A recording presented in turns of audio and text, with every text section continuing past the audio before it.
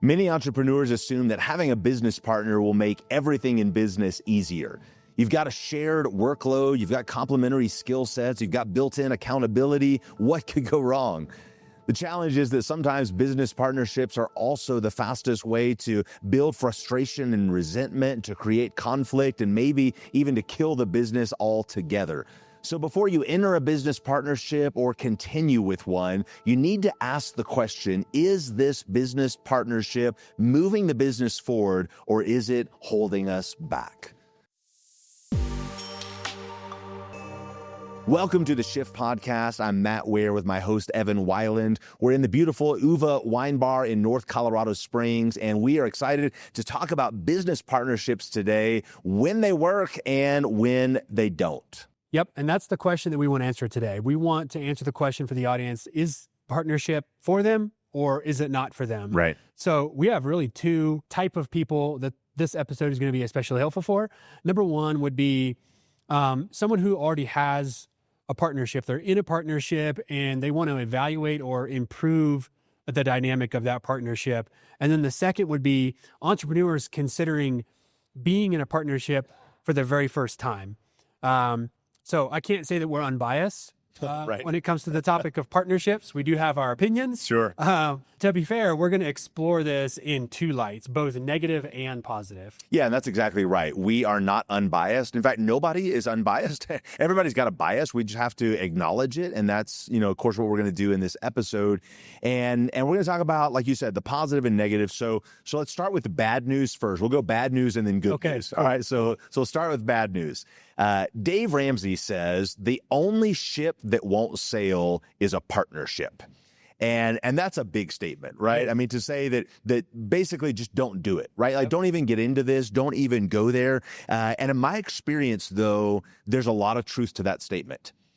All things being equal, I would rather maintain 100% ownership and control of a business entity that is mine, as opposed to giving up some percent of that equity, the control, or any of those things.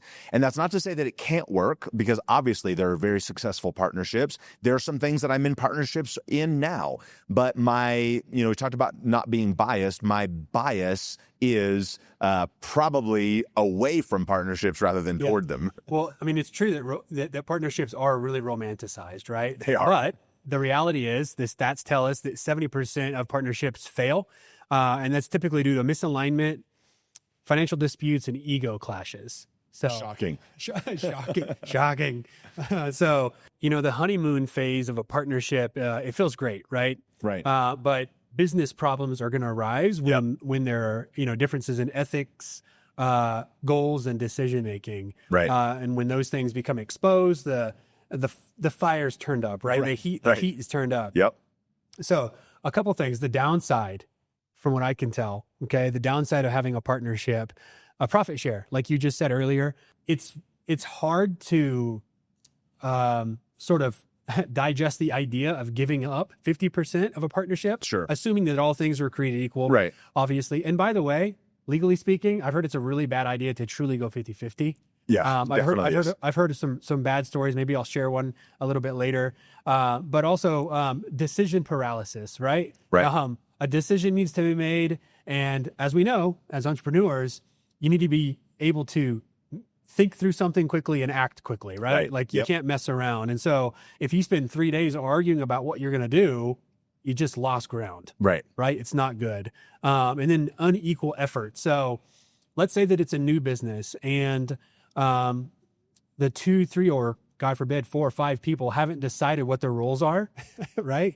And so one person is a go-getter and they just take off and get stuff done, and they're going to feel that. They're going to feel that after a few months, and Right. they're going to have a bit of animosity toward the people who aren't. Yep. So there's this unequal effort that you're going to deal with in partnerships. Those are some big ones. So hearing that list, Matt, the audience is probably thinking like, well, yeah, I mean, that's the cost of doing business and Sure. having a partner. And of course you're going to have problems arise. And of course you're going to feel unequal efforts, and of course you're gonna have to give away something. I mean, duh, So, but I want to speak to that. I want to speak to that because we're not quite done with the negative side of this. We're gonna make it more negative. We're gonna try to convince you otherwise. Right. I think the big question is, why do you think you need a partner? Oh, man. And I no, but I think this I don't say it, sarcastically or facetiously. Yeah. I think this is a real question. When you're in business, why do you think you need a partner? From my vantage point, I think there's only one of three reasons you would need a business partner. Yep. And that is that they bring time, skills, or money into the equation that you don't have yourself. Mm-hmm. If they don't bring time to work on the business that maybe you don't have, they don't bring skills that you don't have, they don't bring money, they don't bring capital to the table that you don't have, why would you need a business partner? And I'm going to go out on a limb here and say this maybe even a little bit more strongly. And I know this is controversial, but it's our podcast. We can say what we want. I think sometimes, I don't know what the percentage is. I'll just say this. Sometimes I think people take on a business partner because they have a fear or an insecurity of going into business by themselves. Yep.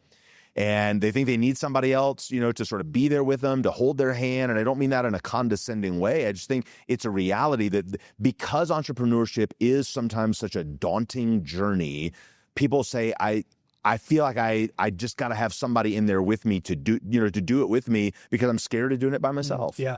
I think most people would characterize what you just described as, I don't want to go it alone. Sure. Like, who wants to go it alone?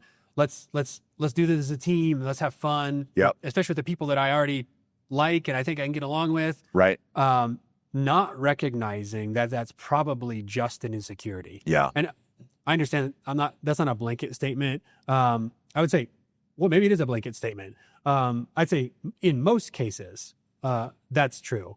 But there are going to be exceptions where it's not an insecurity. Sure. They truly do see some sort of alignment in partnering. Right.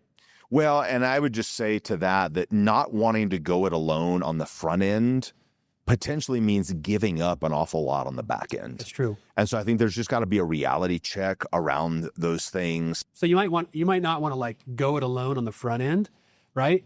But on the back end, like you just said, you are going to have to give up something. Right. And by the way, it's not just equity. Okay. You're going to have to give up a bit of your freedom, a bit of your decision making. You can't just because you're the boss, you can't just roll into the office. Yep. Like that means someone else is having to pick up the slack, yep. right? Like they're waiting for you. You're late to the Zoom or you're late to file the taxes, whatever it is. Somebody else is waiting on you, right? So you're accountable. So there's that too, right? Yeah, absolutely. Well, and I think we just have to be eyes wide open when we talk about business partnerships and go in with the assumption this will end. Mm-hmm. This business partnership will end. It's just a matter of when and how. And so if you're going to go into a partnership, I actually think you need a plan to dissolve the partnership before you even start. Mm-hmm. Yeah, you need an exit plan before you even enter. And I realize that sounds like maybe doom and gloom. And so I want to maybe paint that, go in two different directions. There's a best case scenario where business partnerships end, which is somebody wants to retire. Yeah. Somebody wants to cash out and travel the world. They want to now, they've built up this business and now they can spend the time with the family that they've always wanted to. There are really good reasons for somebody to want to end a partnership or get out of a business. So I don't mean it all in a negative way. Unfortunately, most partnerships don't get to that point where they can end on, for the best case scenarios. Yeah. They're often ending in the worst case scenarios. And, Dave Ramsey actually talks about this, pretty extensively. He says there's 5 Ds that you have to prepare for when it comes to business partnerships. These are like the 5 Ds of the worst case scenario. Your partnership could end or could be significantly strained because of divorce, disability, death, drugs, and disinterest. And those all seem like really big things. And so let me just talk about them a little bit again through this lens of business partnership. Let's assume for this conversation that, this is a 2-person partnership and it's a 50-50 partnership, right? So what happens when your business partner gets divorced and the business asset is a part of the assets that the family court is splitting up? And so now the family court judge has given your partner's ex-spouse their equity stake in the business. So now you're not doing business with your business partner. You're doing business with their ex-spouse. Okay. I know you say, well, that would never happen. Well, guess what? These things do happen, right? So divorce, disability. I mean, statistically, this is actually a really high probability that people get disabled, in workplace kind of scenarios at some point in their career, very high, high percentage. So what happens when you're in a 50-50 partnership and your business partner is physically or mentally incapacitated in such a way that they can't work on the business with you, and they can't carry their own weight, they can't carry their own load, right? Of course, death, right? Like if your business partner gets hit by a bus, what happens in that scenario? Right. Do you have contingency plans for those kinds of things? Not only for the financial piece, but also for the operations of the business and how that's going to work. Drugs, right? Like, this reminds me of like the 80s, like don't do drugs, kids, right. But you just say no. But okay, so play this out with me, right? Like you guys got into business, you built the business up, now you're making a lot of money, and so now you can afford the good drugs. Right. So now your business partner's, he's addicted to cocaine or, whatever. And that's affecting his workplace performance. And so what are you going to do about that? Or probably, I think maybe the most likely scenario is disinterest. We got into this business and we're in it together and we're pumped and we've got this dream, and 1, 2, 5, 10 years down the road, your business partner is not as interested in it as they used to be. They're showing up late. They're not really putting in the effort. They're phoning it in. You can handle it for a short period of time, but over the long haul, it doesn't work. Do you have a plan to deal with those things? Yeah, you've got to have a plan. And you should know how to end the partnership before it's time to end the partnership. Right. Yep. So in businesses, it's called an operating agreement. And you write into that a partnership agreement, and you write into that the contingencies that Matt just laid out. And you could literally go through those 5 and say, here they are. Here's the contingency. Here's kind of an unpopular opinion, but I've sort of developed this opinion or heard this in the business acquisition space. Put into your operating agreement that you're going to be partners for 3 to 5 years. Like you're just gonna think about this thing in a 3 to 5 year time span. I think a couple things happen. Number one, it takes the pressure off of this unknown. Like, are we just going to be partners forever? Like, this shouldn't be until death do you part. Like, it actually shouldn't be that. That's weird to assume that. Right. That's really weird. It's a business partnership, not a marriage. So, in marriage, you say these things, and write these things down. A 3 to 5 year plan. Okay. Write that into your operating agreement, because here are a couple things that might happen that I can just add to your list. One partner may just want to go in another direction. Sure. Right. Yep. And he or she should have the ability to just say, you know what, we're at the 3 year milestone. I was thinking, I just went out and I want to go build something else. Yep. Like no strings attached. Sure. Like I shouldn't have to explain that. Like, right. And here's the cool part about that. Maybe business is going really, really well. So it's not just a contingency for the 5 bad things, but maybe business is going well, but you still arrive at that 3 or 5 year milestone and say, here's the thing, dude, like we're doing real well. We're serving our customers. We're making a lot of money doing it. Yep. Like business is growing. Our staff are just top notch, but like, do we still keep going? Right. And you can decide right there.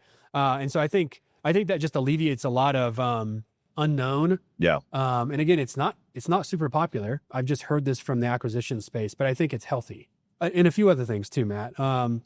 If trust has eroded beyond repair, right? Yeah. Okay. That definitely fits into the negative category, right? That's not so positive. I know the audience probably got excited. They thought I was going to the positive side here, but not yet. That's still a negative one we're going to tack on. So if there's an ongoing imbalance in effort, we alluded to that earlier, right? One person is busting their butt and everybody else is just riding the wave. Right. Imbalance in effort or contribution or decision-making power. And then, of course, if conflict resolution is no longer productive, okay? there's just a lot of complaining back and forth. We see this in family-owned businesses, Right. right? Yeah. And you got to see that person at the dinner table. Yep. And so there's never like space to breathe and figure it out, and everybody go to their own corner because you're like, you're seeing that person at the dinner table. Right. Right. So yeah, there are a few more we can add on there. Yeah. So, I think that wraps up the negative, right? And that's heavy stuff, right? But I think these are realities that we've got to go into like eyes wide open, Sure. right? And so here's what I would say: if you don't recognize these realities before you get in a partnership, I promise you, 100% of the time, you'll see the realities down the road. Mm-hmm. I've never done any coaching or consulting with a client that was in a partnership that wasn't dealing with this on some level, right? And that doesn't mean it's irreparable, right? Like there are ways to work through these things, but if you don't know this and have a plan for it, you can be surprised in a really negative way. That's right. So, so let's segue. Let's shift this a little bit into the positive, right? I'm sure the audience will appreciate that at this point. Upside of having a partnership. And so I know I came in really strong, with Dave Ramsey, only ship that won't sail is a partnership. I'll contrast that by saying this. There is a tremendous benefit. There's a tremendous upside to having someone besides you who cares about the business as much as you do. Somebody who has a vested interest in making this thing successful. And I'm not just talking about your rock star employee. I'm not just talking about somebody who's a really good worker for you. I'm talking about somebody whose life and livelihood depends on the success of this thing, right? That's great. Because if they're as invested as you are, then you're not carrying that weight alone. And obviously, like I had alluded to before, if they bring expertise or finances or time and energy into the equation that you don't have, that's a tremendous benefit to you compared to having to bring all of that to the table on your own. Yeah, that's good. So time, money, and expertise. Right. Where'd you hear that? That's actually like a Hormozy kind of filter, right? Okay. So as you know, like he's obviously in a lot of partnerships. That's part of how he builds the acquisition.com portfolio. And so that's kind of always his grid, is to say like, these people who I'm going to partner with, or people he's, consulting to partner with, if they don't have one of those three things, you don't need them, or like you don't need each other. Yep. If you have the same amount of time and the same amount of money and the same amount of expertise, well, just go do your own thing. Yep. You don't need a business partnership.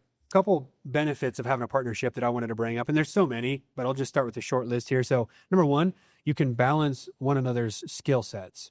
It's sort of like the visionary versus operator. And that's, by the way, that's a concept that comes from the book Rocket Fuel by Gino Wickman. It's right here, actually. Rocket Fuel by Gino Wickman. Good stuff. Another one would be reducing workload and avoiding burnout. So like you mentioned, you have someone else who's invested into this thing as much as you are. Well, what happens when that's not the case for a season? Right. Like when that person is ill, or they want to go on vacation, or they want to spend more time with their family, or they have something to deal with. Your partner can balance that workload, and they just literally got your back. Right. And then another one would be bringing in additional capital, right? To share in the financial risk. You might be thinking like, well, yeah, I would hope that my partner would bring in, capital, but what we're talking about this on, we're separating the idea of a partner, right? We're saying if you're doing it all on your own, then if a lot of businesses rise and fall based on their ability to float, right? And they survive and thrive based on their ability to float capital. Well, if you have a partner who can say, look, I don't want to, but like I'll pull funds out of this, or I'll do that, and that floats you, and then the business can pay that person back.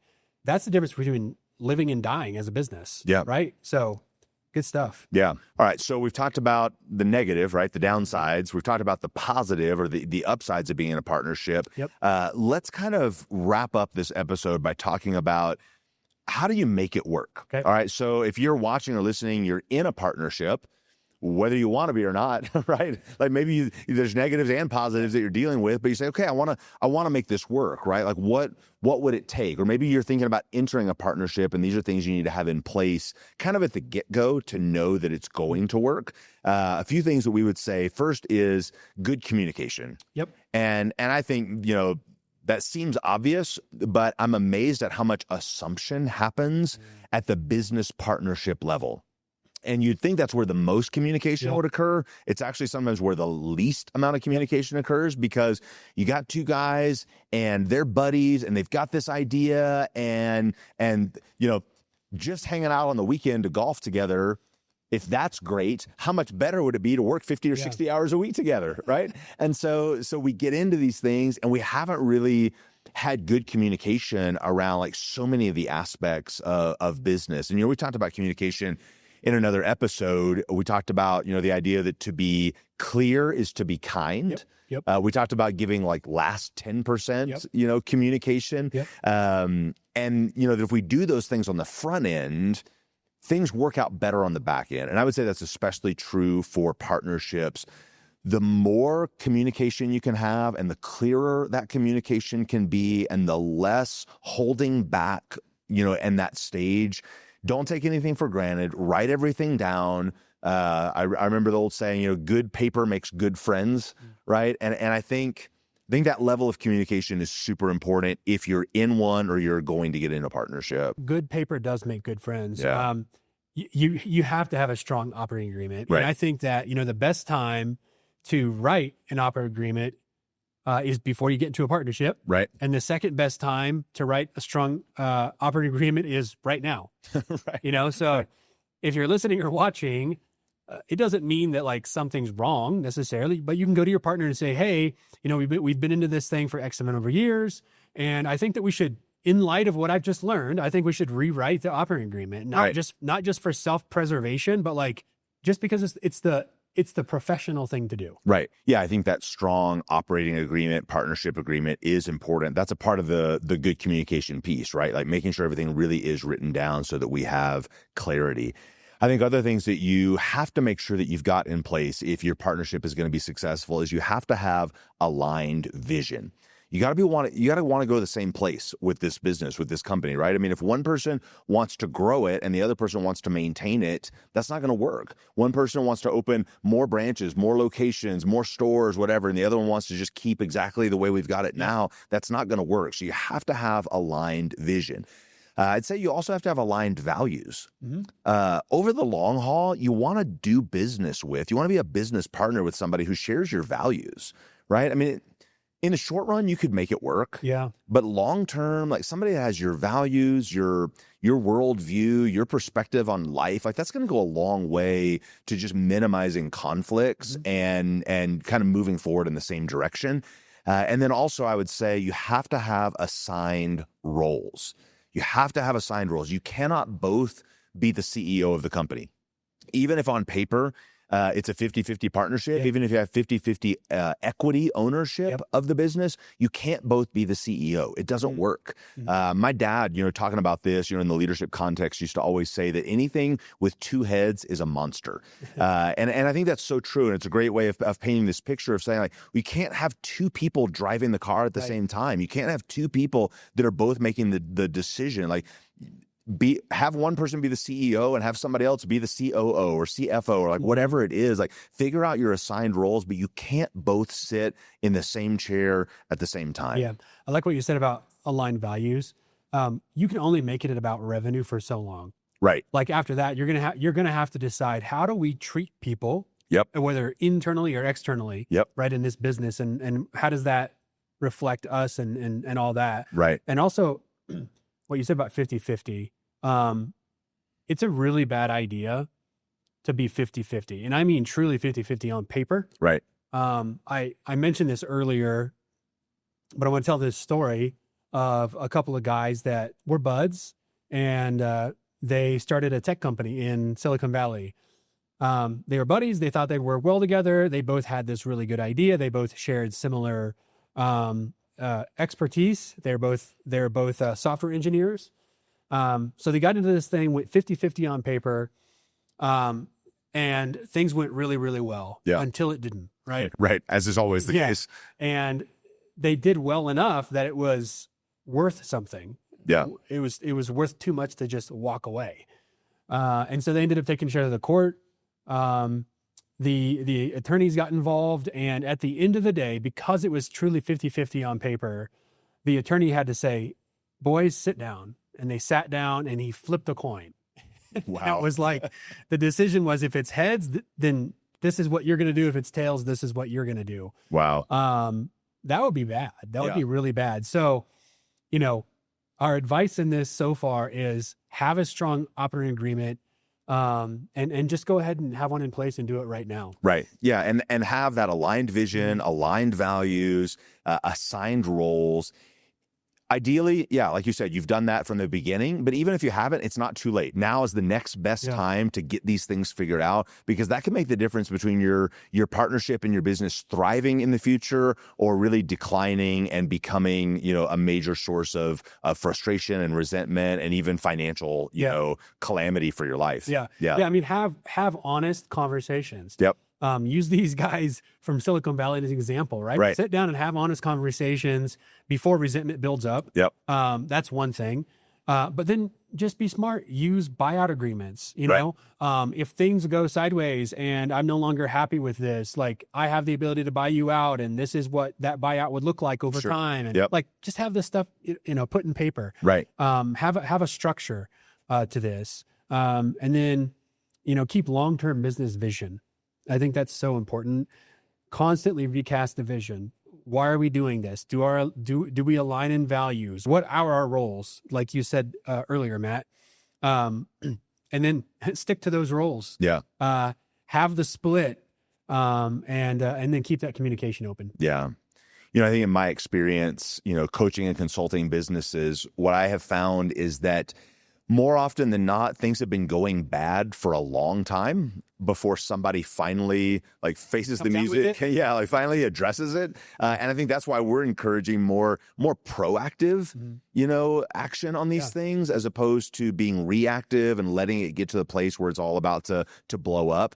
And again, it comes back to communication, and communication is not always easy and it's not always fun. But it's part of leadership. It's part of being a business owner. It's part of being an entrepreneur. I would say you have to have regular check-ins with your business partner in the same way that you would with a team member, with an employee on your team. Like, these are just regular parts of how you have to go about operating a business. And, hopefully that prevents some surprises and at least minimizes some of the frustrations. Yeah. I think finally, I would just say, high level, what we just discussed is don't go into this thing naive. Right. I think what we're really saying here is go into this thing professionally. Yep. From the beginning. Yep. One thing that I've seen consulting and working with other business owners is that they really do have the best interest, the other person's best interest at heart.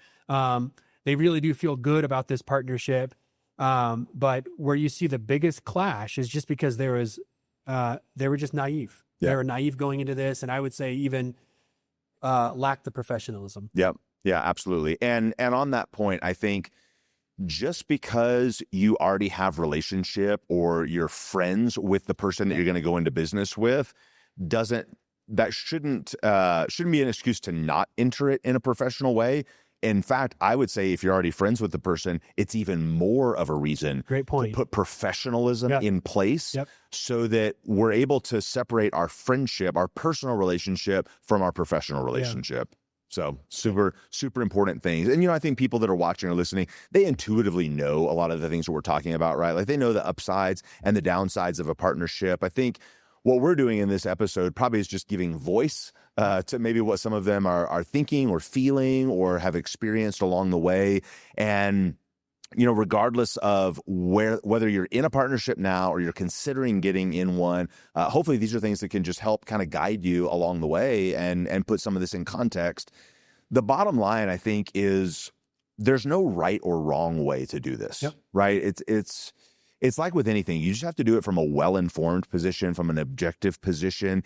And I guess I would say this too, maybe just as a closing thought, don't do a partnership out of desperation. If it's, I have to take on a partner or this isn't going to work, in my mind, maybe you just need to take a step back. I put this on pause for a little while, because I think anytime you enter any kind of relationship out of desperation, it's probably not a good setup. I would advise against. I'm an attorney, but I would advise against getting into a partnership because you're desperate. Like, Right. we all know how that plays out. You're desperate to pay rent, and so you find a roommate, right? Right. It doesn't work out. Right. Or in, romantic relationships, Yeah, you're desperate right. for a partner. So you kind of Yeah, just like yes. settle for Settle. like whoever. Right. And like these things never work out well. And we say that, sort of in jest, but I think that happens on the business side too. It does. People, for whatever reason, whatever their motivation is, they feel desperate. And so they make a bad decision. So I know we could keep talking about this, but let's go ahead and land the plane on this specifically. There absolutely are business partnerships that work and flourish and are amazing. There are also ones that are an absolute nightmare. We're just trying to help you not have the nightmare version, right? We talk about this a lot, but I think it's just worth mentioning, especially in this context. Evan and I both do coaching and consulting for small businesses, and when we deal with this a lot, we come in with clients who sometimes are in a partnership or they're about to get in a partnership. Maybe it's going amazing, but we can help them sort of shore up some of the communication. Maybe they run into some problems, but we're able to help them navigate through that so they can get on some smooth waters again. So if you are in a partnership and you need some perspective, some outside help, maybe you're thinking about getting in one and you want to talk more in-depthly about some of these things, our contact information is in the description, and we'd love to serve you in that way. And we're grateful that you're a part of the Shift podcast community. If you would like this and share it and subscribe it would mean a lot to us. It tells us that we're on the right track, right? Yeah. And we also want to help other business owners. So if we've shared something that was good, don't keep it to yourself. Share the love, and we can all get better that way. Yeah. Thanks again for being here and for watching or listening, and we'll see you next time.